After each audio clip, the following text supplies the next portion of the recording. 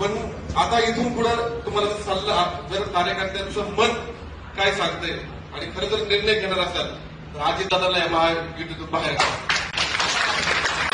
अन्याय केला त्यांनी दुबई कंपाऊंडवर, अन्याय केला राहुल दादांवर, अन्याय केला योगेश अण्णांवर. अरे मंत्री झाले असते तिघे लोक आपली, महामंडळ मिळालं असतं अनेक लोकांना. अजितदादा येऊन आमचे आबासाहेब सोनवणे शामगावडे डिप्युटीचा निधी मागायला गेले आणि अजितदादा म्हणले तुमचा काय संबंध आहे, आम्ही 10% निधी देणार. अरे नको आपल्याला सत्ता ही पुढची विधानसभेची, पण अजितदादा असेल तर पाहिजे का सत्ता आपल्याला पुणे जिल्ह्यातल्या कार्यकर्त्यांना?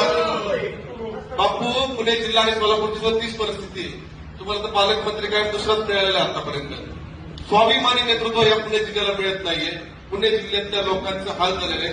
ज्या राष्ट्रवादीशी गेल्या 10 वर्षापासून आम्ही विरोध करतोय, ती राष्ट्रवादीच्या अजितदादांनी आमच्या गोकांडे दिले आणि अक्षरशः कार्यकर्ते आज भीतीच्या वातावरणामध्ये. कशासाठी घेतलंय? भारतीय जनता पार्टीच्या बूथ लेवलच्या कार्यकर्त्यापासून तालुक्यात